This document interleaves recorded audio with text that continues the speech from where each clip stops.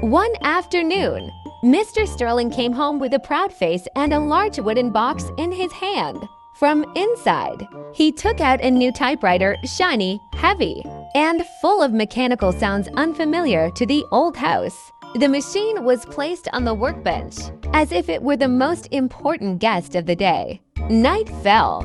The house fell asleep, but Spooky is awake. He floated closer to the typewriter, attracted to the neatly arranged rows of round keys.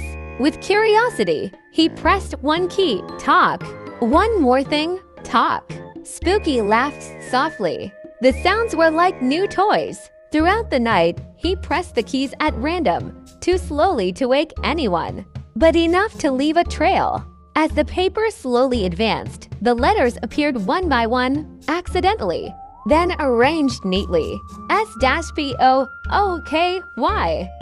In the morning, Mr. Sterling stared silently at the paper. He frowned, checked his typewriter, and then looked around the empty room. New machine, he muttered, but strange behavior.